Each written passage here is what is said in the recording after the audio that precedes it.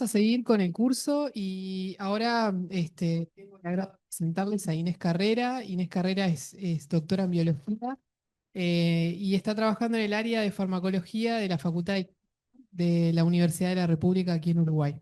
Bueno, Inés nos va a hablar sobre el contraste de interferencia diferencial o DIC, Nomarsky, y también algo sobre la polarización. Así que gracias, Inés. Bueno, buenos días a todos. Em, la idea en estos próximos minutos es contarles qué es el contraste de interferencia diferencial, hablarles de los componentes que necesitamos en el microscopio para lograr este tipo de microscopía. Les voy a contar de los principios físicos básicos que involucra este tipo de microscopía, cómo esa imagen se forma.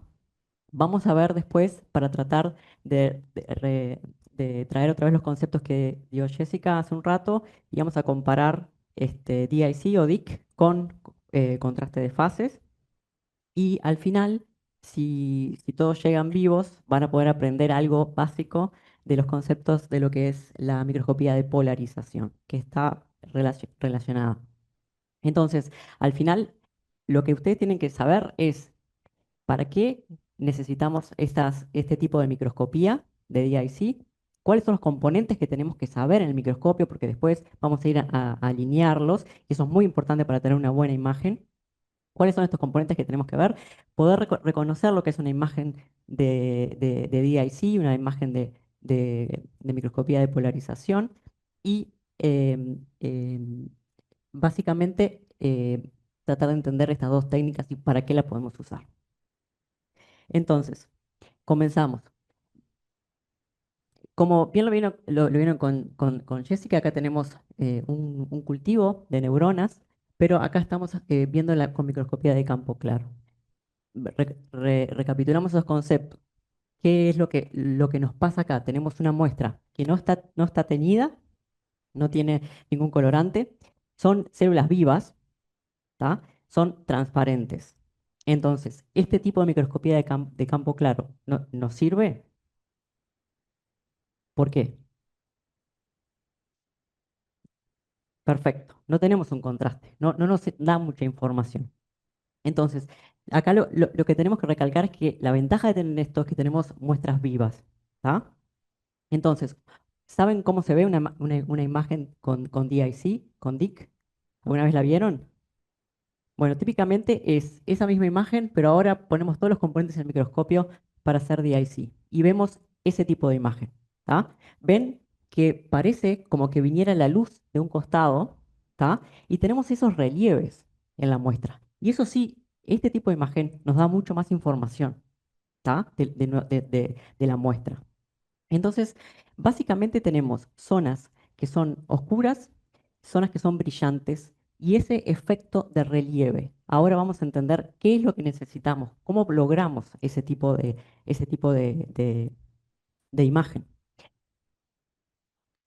Ahí tenemos otra muestra. Esta es una célula de adentro de la mejilla, una célula epitelial. Y ven que se ven, podemos reconocer un núcleo y podemos reconocer otros relieves, otras estructuras en esa muestra. Y otra vez tenemos esa parte brillante y esa parte oscura, ¿tá? Entonces, lo que necesitamos en estas muestras vivas es generar un contraste, como bien lo dijo la compañera. Y ahí lo que vamos a utilizar es una interferencia, ondas de interferencia. Y eso lo vamos a lograr con un componente principal que es la luz polarizada. Y lo más importante es la interacción de esa luz polarizada con la muestra. Eso nos va a dar este tipo de imagen. Entonces, este tipo de microscopía fue inventada por Francis Smith en 1947 y básicamente un microscopio que va a hacer este tipo de microscopía va a tener polarizadores, porque necesitamos polarizar la luz, pero también un componente principal son estos prismas, que se llaman, originalmente los inventó el señor Wollaston, ¿tá? Entonces, estos prismas son de un material birrefringente, que después vamos a ver qué quiere decir ese material. Y son dos cuñas de este material que están pegadas, como... Ah, perdón, no puse el puntero. Perdón, perdón, los miles de Zoom en América Latina.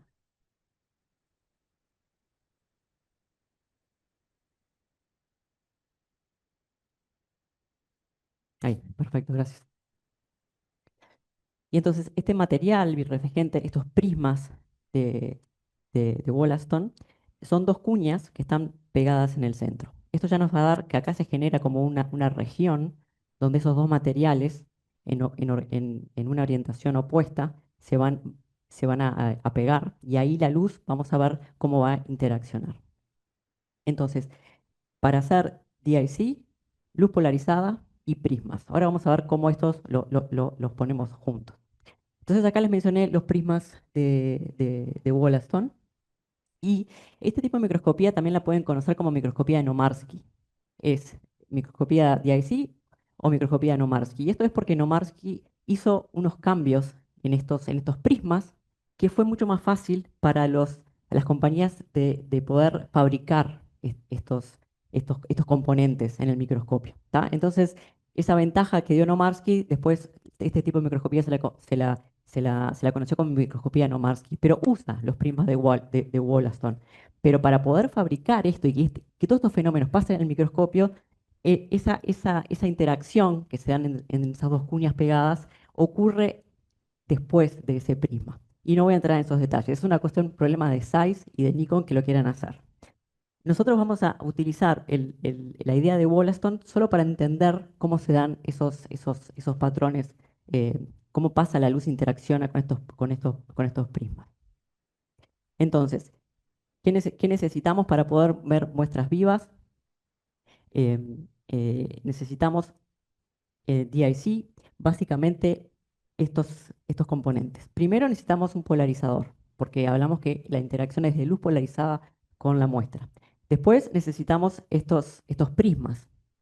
Y primero vamos a tener uno de estos prismas en el condensador. Acá lo que ven es una torreta de un condensador, como vieron en algunos microscopios ayer, con, con distintos componentes para distintas microscopías. Por ejemplo, acá esta tiene acá acá no sé si los llegan a ver, pero tenemos los anillos de fase que les contó Jessica, pero también este microscopio está bien equipado y tiene los prismas que necesitamos para hacer la microscopía de DIC. ¿Tá? Entonces, un polarizador, un prisma en el condensador. Después, lo que necesitamos es otro prisma, ¿tá? Y ese prisma va a estar en el objetivo. ¿Tá? Y si recuerdan, en el medio de acá, eso lo vamos a ver más adelante, estaba la muestra. Antes de llegar al objetivo, va a pasar por la muestra.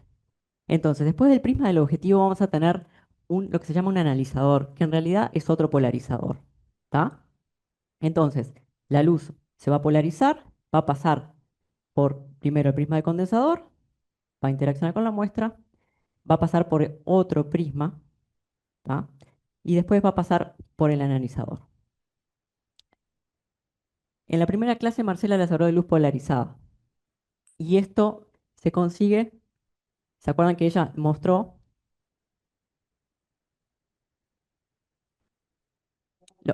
¿se acuerdan de esos los polarizadores? Si nosotros tenemos lo que va a hacer un polarizador, este primero, lo que va a hacer es va a seleccionar solamente un tipo de ondas. ¿Ah? La luz, como ven acá, son todas estas ondas. Ah, está, ahí va. ¿Se acuerdan de eso? Tenemos dos polarizadores.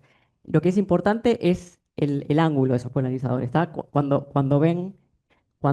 Marcela mostró, ¿tá? Cuando esos polarizadores tienen 90 grados, está oscuro, no deja pasar la luz. Entonces, lo que vamos a hacer primero, en el primer polarizador se va a seleccionar solo un tipo de longitud de onda de esta luz. ¿Tá? Y si nosotros al otro lado ponemos otro polarizador a 90 grados, como ven acá, no pasa luz. ¿Tá? Eso sería en una parte y la otra del microscopio.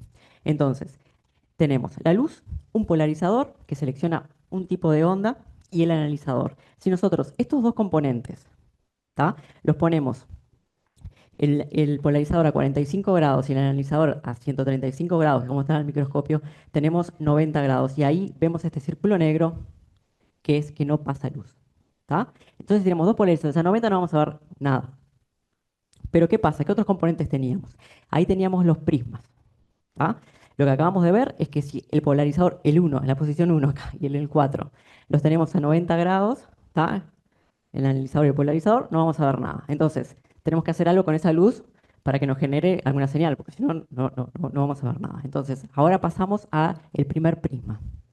Estos prismas, como les comenté, el de Wollaston, son de un material que es birrefringente, ¿tá? Y teníamos esas dos cuñas. ¿Qué es un material birrefringente? Es que produce una doble refracción, ¿tá? Entonces, ahora en un segundito, Marcela me da una mano y les vamos a mostrar uno de estos materiales, por ejemplo, que es calcita o cuarzo también, que tiene esta propiedad óptica de ser birrefringentes. Entonces, lo que va a pasar es que esa birrefringencia lo que va a hacer es que la luz se va a descomponer, ¿tá? En dos haces, que lo que se llama el haz, el ordinario y el extraordinario cuando pasan por este material. Pero vamos a ver cómo es que funciona. Acá tenemos, Marcela les va a mostrar.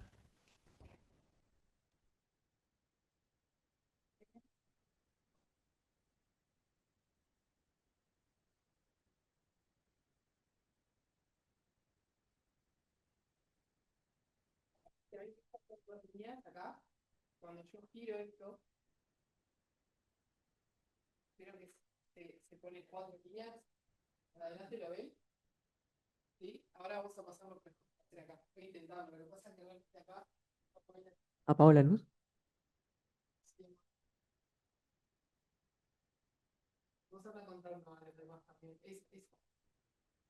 Perfecto. Entonces ahí tenemos ese bloque de calcita, que es un material que la organización de los átomos adentro tiene esa particularidad óptica de birrefringencia, ¿tá? Entonces en lugar de la luz cuando pasa, se divide y genera esos dos haces. Y por eso la imagen se forman y vemos, tendríamos que ver en lugar de dos líneas, cuatro líneas. Sí, lo logramos hacer en recreo, pero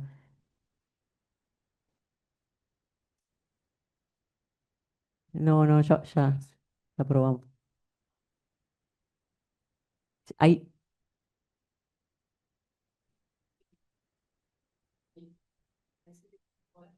sí, buenísimo. Ah, bueno. No, no. Estás, ¿lo vieron? Si bostezaron, se lo perdieron.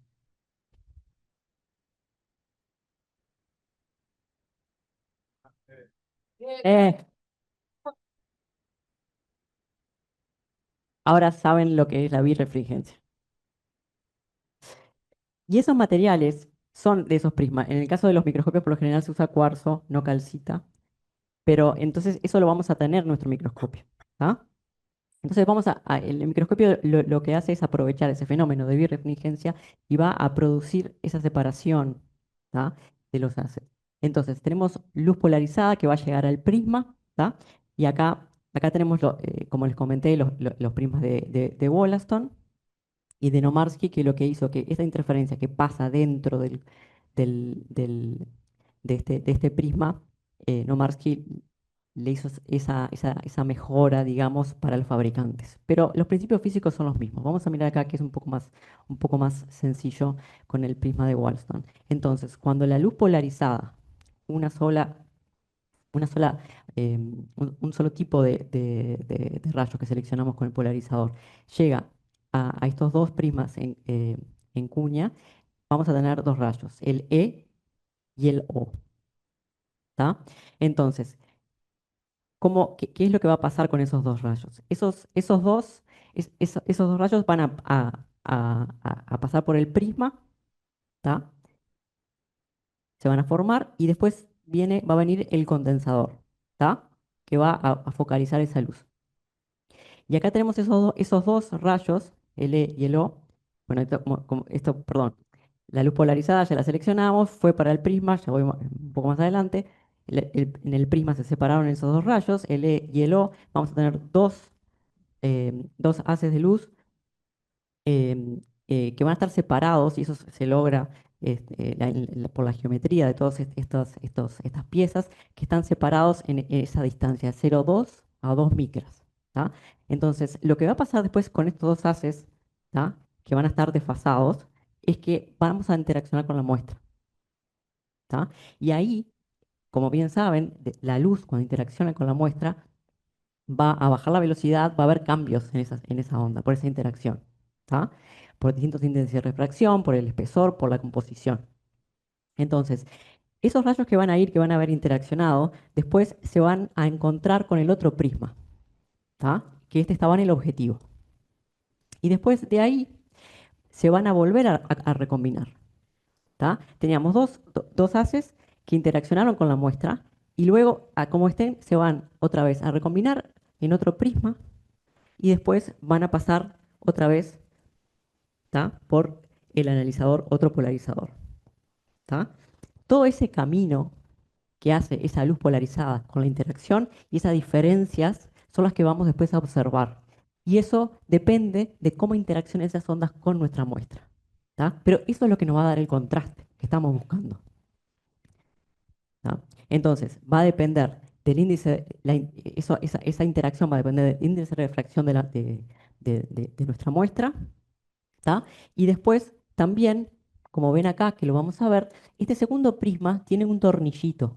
Y eso lo vamos a ver en el microscopio. Ese prisma que va en el objetivo tiene un tornillito. Y eso nos va a ayudar a poder aumentar ese desfasaje entre las ondas y poder generar más contraste.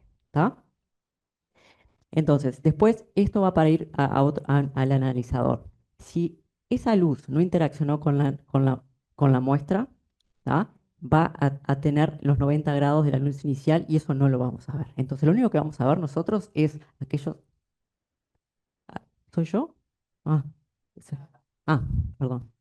Lo único que nosotros vamos a ver es esas ondas, esa luz que interaccionó con la muestra y que cambió esa orientación que tenían de 90 grados. Y eso lo vemos bien en este esquema. Eh, como ven, estos dos haces de la E y la O no interaccionaron con nada y van a seguir con la misma diferencia, ¿tá? De 90 grados y eso va a ser una zona que va a ser casi de oscuridad, no hay interacción, pero cuando tenemos la interacción con la muestra, se va a producir una diferencia de fase entre el E y el O. ¿Tá? Que eso después se va a recombinar en otro prisma y después lo vamos a ver. Entonces, el desfasaje, ¿tá? En desfasaje esas ondas, después va a producir una interferencia y esa diferencia, es interferencia diferencial, es lo que nosotros vamos a ver. Y eso nos da el contraste. Eso es TIC, DIC. Entonces, vamos a ir un poquito a ese segundo prisma, ¿tá? Si nosotros en este segundo prisma no pudiéramos cambiar, como se ve acá, dónde, en qué punto de este plano de interferencia vienen estos dos rayos, tendríamos una imagen muy oscura. ¿Tá? No es un campo oscuro, pero es una imagen súper oscura. ¿Tá? Entonces, la ventaja de tener este tornillito, que vamos a tener que meter nuestros dedos en el objetivo y empezar a girar, es correr con esa ruedita ese punto en el prisma donde las E y el O se van a separar. En este caso se van a juntar. ¿Tá? Entonces, ahí vamos a tener esa idea de relieve con ese tornillito. ¿Tá? Y eso es la, esa imagen que da el DIC, que es como que tuviera estructuras. Entonces, ¿cómo formamos la imagen de ese DIC? En lugar de hablar con un solo rayo, lo vemos con un frente de ondas. ¿Tá? Entonces, acá tenemos, en lugar de ser el rayo E y el O, es la onda E y la onda O, que tienen esta distancia, esta diferencia entre los dos, ¿se acuerdan? Entonces, esta diferencia la obtuvimos acá con el primer prisma. Estas dos, estos tres, dos, tres de onda interaccionan con la muestra, ¿tá? Y después, en la interacción con la muestra, vamos a tener distintos cambios en esas ondas, que después se van a recombinar y se van a formar un único tren después del segundo prisma, ¿tá? Entonces, esa diferencia de fase entre una y otra es lo que nos va a generar es como nuestro readout en el ojo de esas diferencias de fases, que son diferencias de índice de fracción en la muestra. Y eso nos da una idea de ese contraste de la muestra.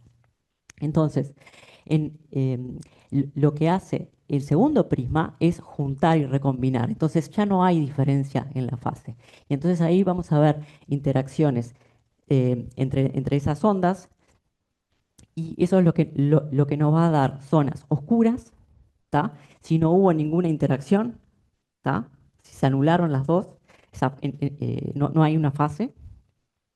Y en las zonas donde hay fase, acá, eso lo vamos a ver como zonas brillantes. Y eso un poco se resume todo junto y mucho más complejo en esta diapositiva. Las zonas donde no hay diferencias las vamos a ver como oscuras, ¿tá? Las zonas donde hubo una interacción con la muestra van a ser más o menos brillantes. Y eso no es que funcione solo con un rayo o con un tren. Estamos hablando que ya tenemos que ver cómo se pueden recombinar todas esas interacciones con todas las estructuras de esa muestra. Entonces ya escapa como para poder interpretar. Entonces lo que se produce es una diferencia de fase que se llama elíptica, ¿tá? Es como un rango enorme, dependiendo con todos los componentes que interaccionó la muestra. Y una cosa que es importante es que estamos hablando de zonas oscuras y zonas claras dependiendo del índice de refracción. Y eso no quiere decir que yo esté viendo algo y digo, acá esta muestra tiene como una especie de cúpula gigante. No, eso es la forma en que la luz interaccionó. Pero si no conocemos la muestra, no podemos saber si ahí hay como una concavidad o si hay ahí algo que está sobre relieve. No se está diciendo qué es, sino está diciendo que ahí hay una estructura que interaccionó con esa luz. Entonces, vayamos a algo más lindo que la biología antes de toda esta parte física. ¿Qué tipo de imágenes entonces vamos a tener? ¿Cuál es la ventaja? Primero, vamos a poder estudiar muestras vivas. Entonces acá les traigo un ejemplo con el organismo que yo trabajo, que es Norraditis elegans, este pequeño nemato, que lo único que tienen que saber es que es un nemato de vía libre, se alimenta de bacterias, tiene un ciclo de vida muy corto, es fácil de tener en laboratorio y es transparente en todas sus etapas del ciclo de vida, ¿tá? Entonces es un buen sustrato para hacer este tipo de microscopía. Y trabajos con este gusano dieron 4 premios Nobel, que todos están involucrados con este tipo de microscopía, de una forma u otra, pero dos principalmente directamente con este curso. Uno de los premios Nobel fue el doctor Martin Chalfie, que fue el que se le ocurrió poner GFP adentro del gusano, ¿tá? Y lo compartió con otros investigadores que desarrollaron una cantidad de fluoróforos. Eso va para la clase del jueves. Y una cosa que yo quiero traer de la charla que dio Martin Chalfie es cuando recibió el Nobel, que él decía, tomaba una frase de alguien que se llama Yogi Berra, que en realidad es un jugador de béisbol. Y él decía, puedes observar mucho solamente mirando, ¿tá? Y eso es lo que le dio también el otro premio Nobel al gusano, que fue investigadores que lo que hicieron fue utilizar la microscopía de DIC para observar cómo se desarrollaba un organismo multicelular. Entonces, acá tenemos un embrión de C. elegans. ¿Y por qué no lo puedo?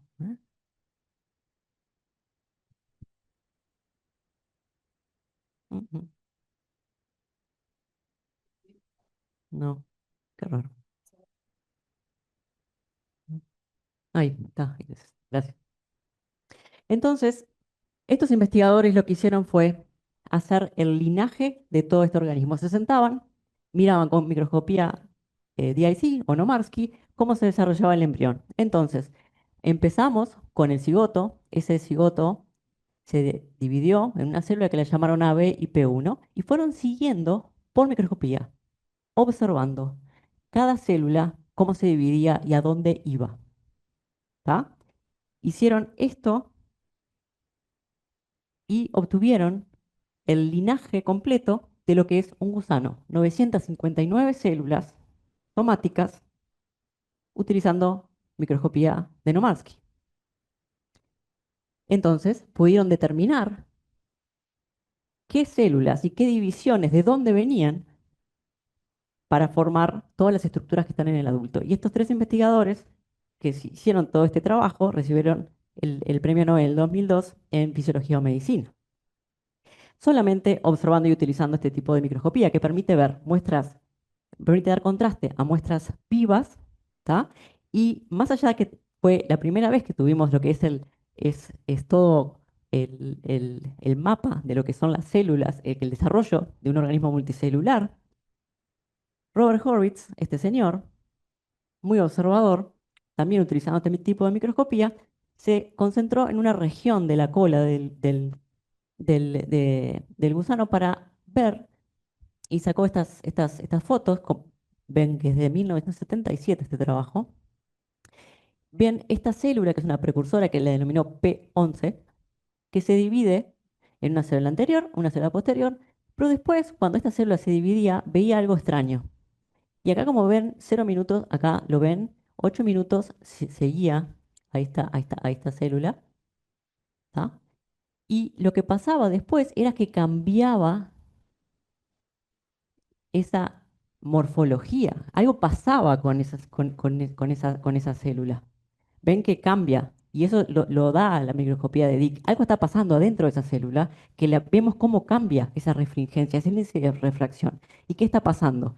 Bueno, Robert Horwitz lo que hizo fue descubrir apoptosis o muerte celular programada, que se da en muchas partes, en todo el linaje de C. elegans, que ese proceso biológico en un gusano después tuvo el impacto que sabemos, más allá de todo que pasa en humanos y también cuando pasa cuando hay alguna enfermedad.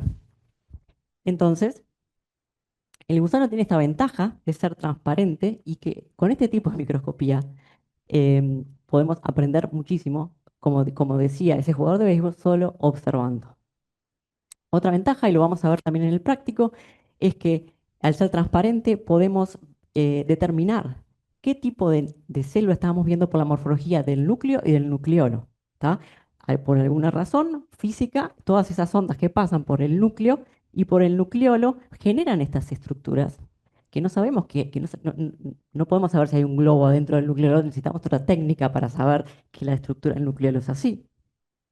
Pero por la morfología sabemos que estas, que se denominan eh, núcleos que parecen huevo frito, así, es fry egg, núcleos, son núcleos de la pared corporal del gusano. Y la morfología de las neuronas es esta redondita como con pecas adentro. Solamente observando sabemos qué tipo celular estamos observando en el gusano. Y también lo que permite Nomarsky, más allá de que nosotros siempre vimos una célula, permite hacer secciones ópticas, porque el gusano, lo vamos a ver, tiene un espesor considerable. Todo el gusano es 1 milímetro nomás, pero el espesor del gusano nos permite también hacer secciones ópticas. Esto solamente es una película en el eje Z que van a ver de la cabeza del gusano y van a ver cuando va pasando, vamos bajando los planos y vamos a ir viendo los distintos tipos de células y distintas estructuras. Entonces, la microscopía de Nomarsky también permite estas secciones ópticas. ¿Tá? Enfocamos en una sección y tenemos toda esa interacción de esa luz polarizada que pasó por los prismas con esa célula en esa parte que estamos haciendo foco. ¿Quedó claro? No les pregunté si estaban vivos o no. ¿Están vivos? Sí. Perfecto. Entonces, em, ¿cómo se diferencia esto o qué nos da, qué ventajas nos da el contraste de fase que vieron antes con Jessica? Bueno, son dos técnicas de microscopía diferentes y es como todo. Dependiendo para qué queremos observar, es la técnica que vamos a usar. Pero nos dan cosas complementarias, como dice acá. Y no es que una sea mejor que otra.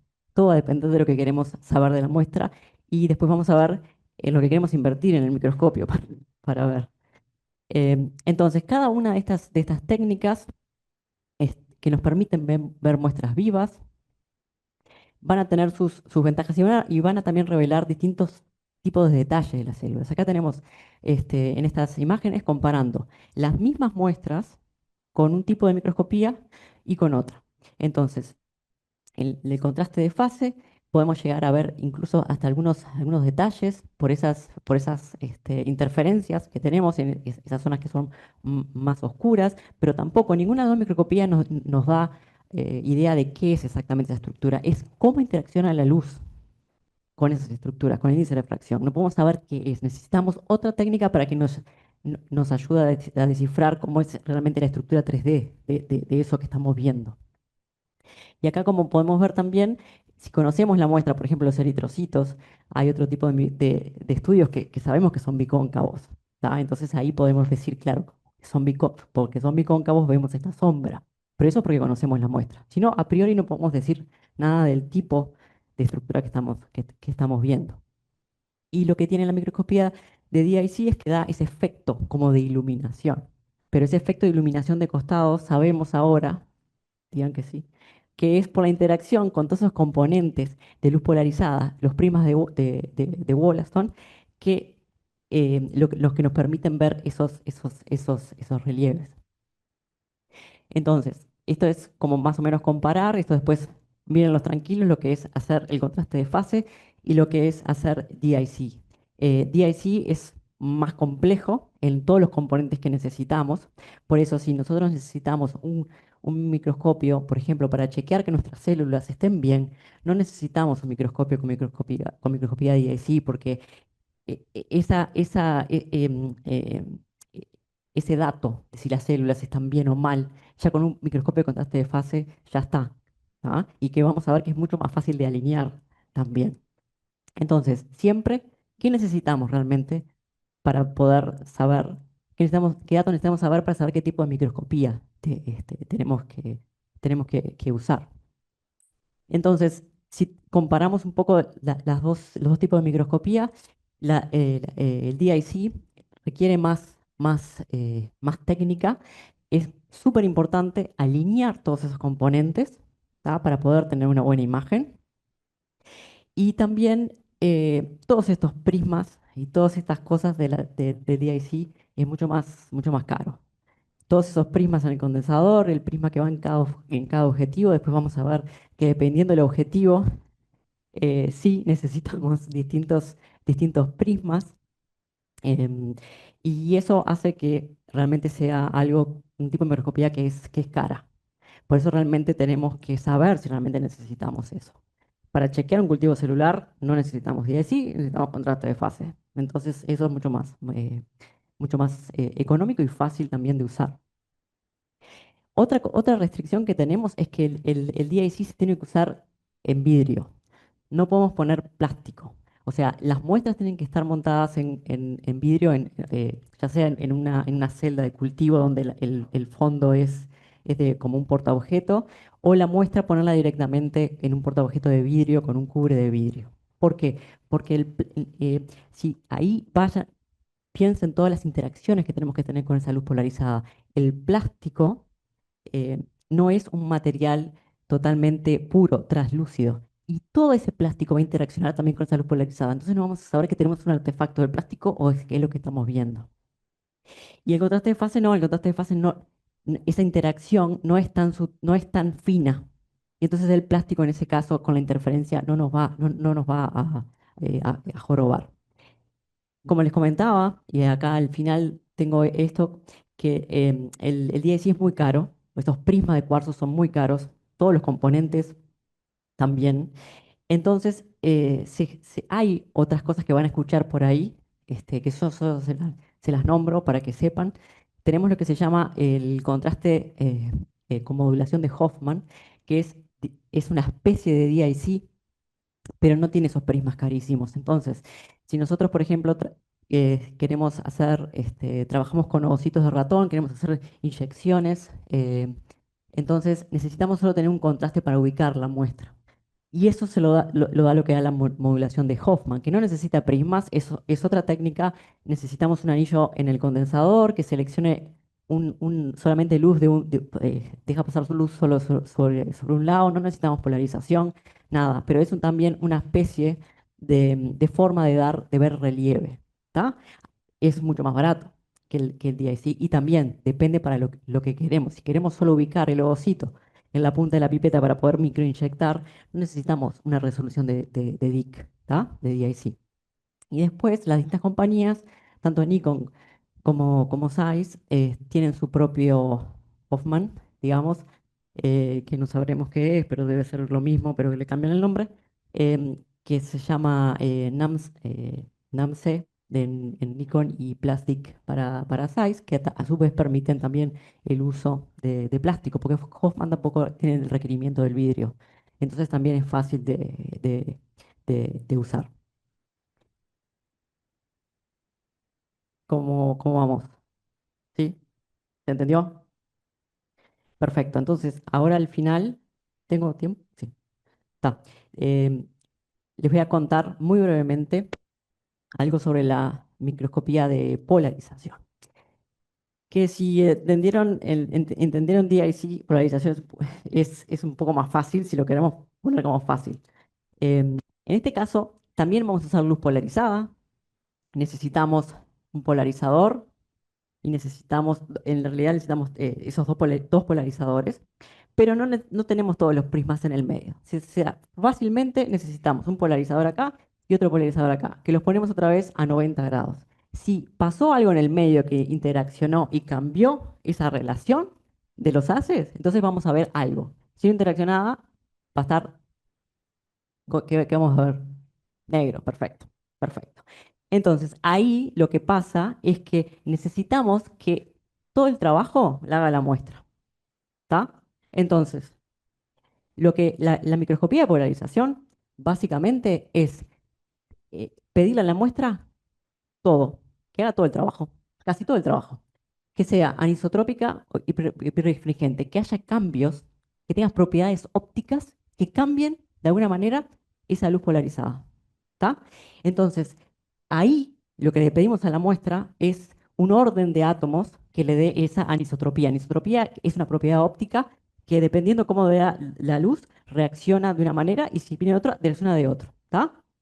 Todo eso se lo vamos a pedir a la muestra. Entonces, se usa mucho para la parte de materiales, esta microscopía de polarización, y mucho para ver cristales. Acá lo que ven, esta imagen que es preciosa, que no es de Andy Warhol, en realidad son cristales de aminoácidos, ¿tá?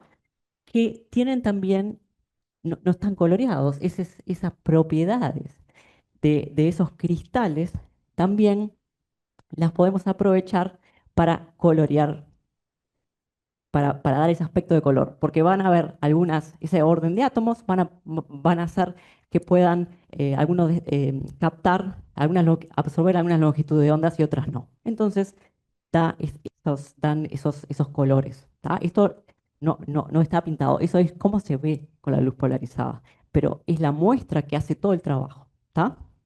Pero como este es un curso de bioimaging, vamos a hablar de cosas vivas, entonces también podemos ver estructuras subcelulares que tienen un orden y cambia esas propiedades y las hacen birrefringentes. Y un ejemplo que vemos acá es, por ejemplo, el spindle mitótico. ¿Tá?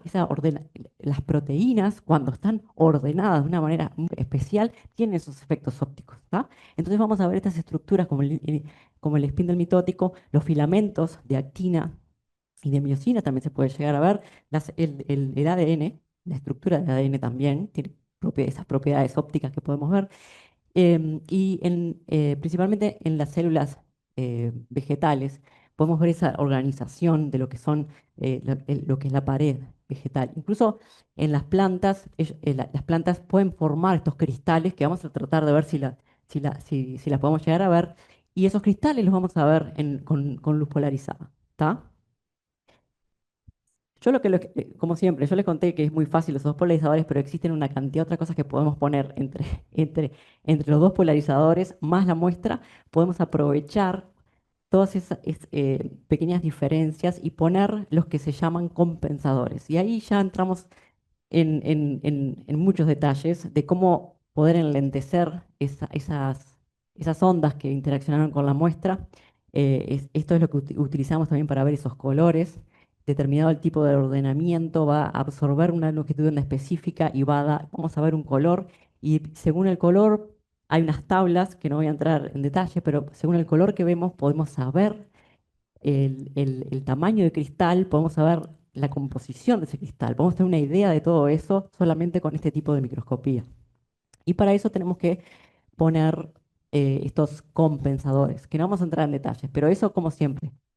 Y como dijo muy bien Andrés al principio, nosotros le damos lo básico, después ustedes entiendan lo básico y después van a saber qué necesitan para cada caso. No podemos cubrir todos los casos, pero les vamos a dar las herramientas para que después sepan qué cosas tienen que poner para el objetivo que realmente, la pregunta que realmente quieren contestar. Entonces, también existen todos eh, estas cosas que podemos poner en el medio para hacer esa microscopía de polarización un poco más específica. Entonces, esto nada más solamente quería que es para mostrarles cómo un material birrefringente va a cambiar eh, esa, esa- esos 90 grados de la luz polarizada que nosotros le damos. Entonces, em, una cosa que yo... Ah, está. Una cosa que me enteré acá, que Marcela me contó, es que el celofán, ¿saben lo que es el celofán? El papel celofán. Es, puede ser de todos colores, es birrefringente. Exactamente. Ay, perdón. Así. El papel celofán es que hay, no sé en otros países cómo se llamará, pero que hay muchos colores, que es transparente, es un material que es birrefringente. Los átomos están organizados de tal manera que pueden producir este fenómeno de birrefringencia. Entonces, vamos a hacer el experimento acá que Marcia tiene, de los dos polarizadores. Y ahí ven que están 90 grados, entonces no tenemos pasaje de luz. ¿Tá? Elegimos en una dirección y lo anulamos en el otro. ¿Qué pasa en el celofán? Si es birrefringente y estamos en el medio, imagínense una muestra, lo que tenemos que llegar a ver es que, a ver si se ve, porque tenemos problemas de contraste con la cámara, que el papel celofán, según como lo pongamos, hay que prender la luz. Voy.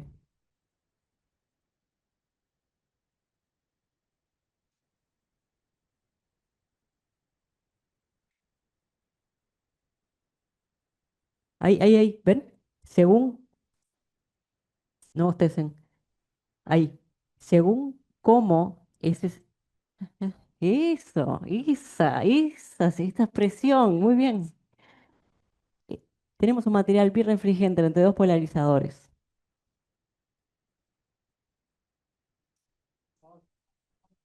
Ahí va, cuando está en otra dirección, permite el pasaje de la luz. ¿Lo ven? ¿Ven que ahora no lo ven? ¿Lo vieron? ¿No lo vieron? Miren lo que es el plástico. ¿Por qué no podemos usar DIC con plástico? Miren, ya tenemos el show solo con el plástico, no necesitamos la muestra. Ahí, bueno, el plástico, ese tipo de plástico que Marcela decía, ese proceso de moldeado y de tensión de ese plástico lo hace birrefringente. Y ahí ven entre dos polarizadores cómo ese material anisotrópico puede llegar a afectar ese pasaje de luz y vemos hasta colores. Entonces, básicamente la microscopía de polarización es tener los dos polarizadores a 45 y si en el medio algo interaccionó y cambió eso, vamos a ver algo. Entonces, ahí tenemos, esos retardadores pueden tener ese efecto de poder captar solo una longitud de onda y podemos ver después todos esos colores que veíamos en los cristales. Y para poder cuantificar, existen tablas donde podemos ver qué tipo de color vemos y podemos tener idea del tipo de cristal y del espesor del cristal. ¿Sí? Y bueno, por acá hasta llegamos. Muchas gracias. Gracias, Inés. Ale tiene un comentario.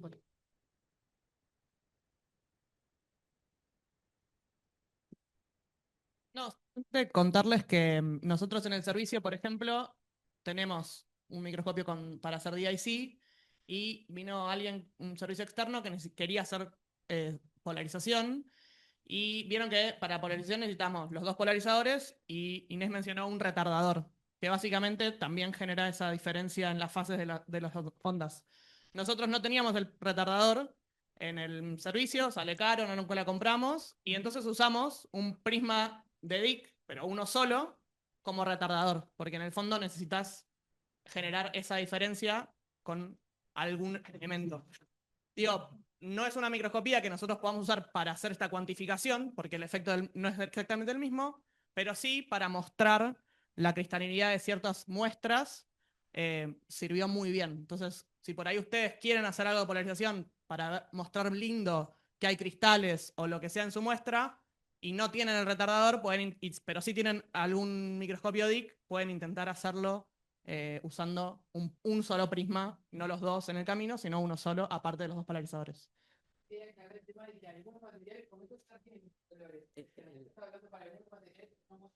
Claro, nosotros teníamos una muestra orgánica que tenía algunos cristales que sí son birrefringentes, tenía una parte orgánica que no tiene esa capacidad, y entonces generamos esas diferencias, esos colores, usando el prisma de Nomarsky metido en el camino óptico. Simplemente para que sepan que si algunas quieren hacer, no dejen de hacerlo, no dejen de intentarlo por no tener el retardador, digamos. Por eso, no, nunca se achiquen de porque no podemos comprar el prisma o el componente. Muchas veces, Cualquiera de las técnicas que con cualquiera de estas técnicas, hay que puede. tener imaginación y probar. Claro, no prueben algo que vaya a romper al microscopio, por favor, no rompan nada. Pero, ¿qué puede pasar? Comprobar, a ver si en ese caso las muestras de Ale podían funcionar con un prisma de Nomark. Y eso no va a estar publicado, pero tienen la idea, por lo menos, del tipo de muestra que está bien. Hola Inés, muy buena la charla. Yo tenía una pregunta con respecto al principio, que mencionabas que ese primer prisma separaba los dos rayos a una distancia de 0,2 a 2, sí. 0,2 a 2 micras. Ta. O sea, ahí le estás dando tu capacidad de resolver. O sea, estás diciendo que no puedes resolver cosas menores a 0,2 o sí, ¿cómo funciona eso? Ah, ok. Ta. A ver, sí, Marcela. No, no, contátelo vos. No, me enteré ahora. No, está bien lo que dice el compañero, ¿cómo era tu nombre que ya me olvidé? Perdón. Mateo. Mateo nos comentaba eso y es verdad, o sea, en realidad lo de las 2 micras en realidad es en algunos casos, o sea, depende ahí un poco del objetivo que estemos usando, pero esos 0,2 micras son 200 nanómetros, que es el límite de la resolución óptica. Entonces, básicamente igual no vamos a ver en el microscopio óptico nada más chico que eso. Pero sí hay una separación, o sea, en todos estos esquemas que mostró Inés, nada, ahí está exagerado para mostrar, pero no se separan así tanto, ¿no? Es solamente 200 nanómetros, los dos rayos. Pero es muy buena tu pregunta, sí. ¿Se entendió eso? ¿Alguno más tiene alguna pregunta? ¿Se entendió esto que nos comentaba Inés, de que en realidad esas diferencias, pon alguna una de esas imágenes que se ven como las pelotitas adentro de la célula, que pueden ser vesículas, no sabemos, pero lo que nos comentaba Inés, que está bueno es entenderlo, de que realmente esta técnica no nos va a informar directamente si esas estructuras son más altas o si son más densas. ¿Se entiende eso? Porque el tema es cómo interacciona con la luz la muestra. Entonces, que una estructura que tal vez tiene la misma altura que otra, pero una es más densa que la otra, se pueden ver diferentes, o sea, se pueden ver iguales con DIC, o sea, como formando estos granitos que ven ahí. ¿No está viendo? Sí, está. Cuando en realidad es eso, por ejemplo, el núcleo, que lo ven ahí. Eso no sabemos si en realidad es más denso o es más alto. No sabemos, o sea, si no usamos alguna otra técnica, como decía Inés, que nos ayuda a complementar y saber qué está pasando ahí. Seguramente, o sea, ven que ahí en esas células se ven los bordes y obviamente son más altos que el background, pero no es la técnica en sí, no nos puede contestar eso. Y si nosotros movemos la ruedita que tiene el prisma del objetivo, eso encima va a cambiar, lo podemos poner bajo relieve, sobre relieve, vamos a estar jugando después en el práctico para entender qué está pasando, ¿ven? Ahí. Esto parece que se mete hacia adentro. Entonces, bueno, nada, para que les quede claro eso también. Desde el Zoom teníamos algunas preguntas. No sé si Marcos lo podés leer. Ahí, sí, ahí voy con las preguntas. José pregunta, ¿la polarización es solo para eliminar la luz que no interactúa con las muestras o es importante para algo más? En el caso del dicta, apuntado. Claro, ahí va, esa pregunta apareció cuando estábamos hablando de DIC. En realidad la polarización, perdón. No, ahí lo importante es entender que la polarización está seleccionando la luz en un solo plano de vibración de los vectores, ¿no? De campo eléctrico. Entonces ahí lo que está pasando es seleccionando. Y si ustedes ven en esto que yo les estaba mostrando hoy con el polarizador, esa selección nos permite tener el matices de grises que podemos observar, porque ahora cuando pongamos ahí la cámara van a ver que nunca es todo o nada, ¿no? Cuando nosotros estamos girando, ahí, cuando nosotros giramos, dejamos pasar un poco, eso es lo que decía Inés de la polarización elíptica, que en realidad los vectores van a estar interactuando y cuando se recombinan van a dejar pasar más o menos luz y es un degradé. Y eso lo logramos porque tenemos polarización. Si no estuviera polarizada la luz, no podríamos ver esto. ¿Se entiende ahí? La persona que estaba en Zoom también. Sí, sí. ¿Alguna otra Otra pregunta? pregunta. Sí, hay otra pregunta. Dice, ¿es correcto decir entonces que la técnica DIC nos brinda relieves y el contraste de fase no? Ay, yo estoy contestando. No, lo del relieve en realidad, como dijimos, puede ser relieve, pero no es relieve real, ¿no? Eso es un efecto óptico, digamos. No es relieve real, de que cuando hablamos de relieve estamos hablando de alturas, ¿no? Y valles y picos en la muestra, pero no es así. Sí, y es verdad que en realidad en el contraste de fase nosotros no vemos ese efecto de relieve, siempre es un efecto. A eso me refiero, que no es relieve. Puede corresponder a alturas en la muestra, pero no lo podemos decir con certeza, porque puede haber otra Pero sí, el relieve lo diferencias da. de índice de refracción, digamos, y densidad y que no sean por relieve real. A eso Exacto, nos pero referimos. ese relieve lo daría. Está muy lejos, demasiado lejos ahora.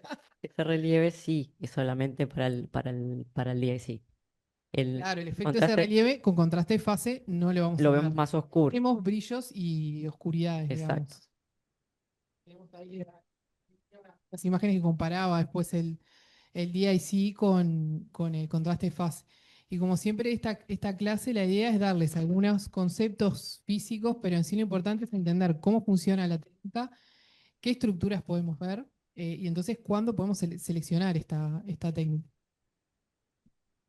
La idea es también eso, que Otra ustedes, según pregunta, el Marce. problema que les hagamos, y la técnica, mejor para poder visualizar lo que quieran ver, ¿no?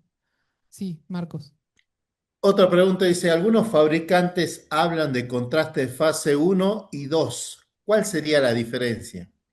Ahí va, en realidad eso está, por ejemplo, en la rueda del condensador, bueno, depende si tienes un microscopio directo o invertido, pero está el prisma DIC 1 con números romanos, ¿no? Creo que es el 1, 2 y 3. Eso en realidad depende de la apertura numérica y del objetivo que estamos usando y el aumento. Y ¿Está hablando para fase? para fase también tenemos pH1. Los dos. pH1, pH2. Ay, perdón si estaba hablando del DIC o del fases. Fase. Ah, fases, yo me La quedé con DIC, pregunta. perdón. Pero sí. Está claro, en realidad yo estaba hablando del DIC, pero del DIC, pero también es verdad que para fases está pH1, pH2 y pH3. Y eso en realidad tiene que ver con el diámetro del anillo que va en el condensador. Porque tiene que hacer un match, digamos, con el anillo que va dentro del objetivo. Que eso Jessica mostró un poco de que se alinean esos dos anillos en el camino óptico. Entonces, pH1, pH2 o pH3 tienen que ver con el tamaño del anillo del condensador. Y en realidad eso está indicado en la leyenda que tiene el objetivo, está indicado qué pH necesitamos. Si pH1, pH2 o pH3 de acuerdo al objetivo. Porque ese anillo interno que tiene el objetivo va a cambiar de diámetro. Lo pueden ver si ustedes sacan el objetivo y lo miran a trasluz, van a ver el anillo adentro, que eso lo vamos a hacer en el práctico. ¿Entendió? Sí, casi todos. Hay algunos microscopios más sencillos que en el anillo del condensador ya está incluido. Un solo anillo sirve para pH 1, pH 2. Y está pH 0, creo también, para el 4 por, pero es poco común. Pero tiene que ver con los diámetros. A veces un mismo diámetro sirve para más de un objetivo. Eso también puede pasar. Eso hay que Y revisar. una última Sí. pregunta. Dice, en la técnica DIC tengo entendido que el espesor del cristal influye. ¿Hay una especificaciones de cómo se debe trabajar, con qué espesor y cómo influye? ¿Qué cristal? ¿Cuál de todos los cristales que estuvimos viendo en el camino El, óptico? el cubre ¿Vos objeto. entendiste? Cristal será. Ah, y capaz que está hablando de cubreobjeto. Si quiere la No, persona no, que. a ver si quiere Cristal abrir debe ser ahí el abajo. cubreobjeto. Ah, bien, sí, de la muestra y cubre objeto, perdón. Ah, ¿está hablando de eso, del vidrio del cubreobjeto? Del cubre objeto y de la muestra. ¿Del espesor Capaz de la que muestra? no sé si querés abrir el micrófono, Roberto, y explicarlo un poco.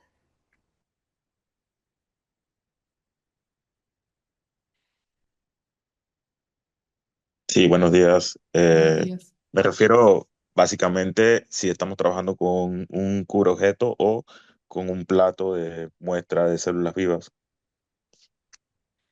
Sí, en realidad Inés, como le decía, se puede usar para muestras vivas, pero no solo exclusivamente. Se puede ver también DIC. ¿Estás hablando de DIC o de contraste de fase? DIC, De DIC. DIC. Se puede usar Y también el- con muestras fijadas. Lo que pasa que ahí cuando la célula está viva, nosotros en general usamos un microscopio invertido y estamos viendo desde abajo y se usan platitos que tienen un fondo que tienen el espesor de un cubreobjetos. Tienen como un cubreobjeto pegado.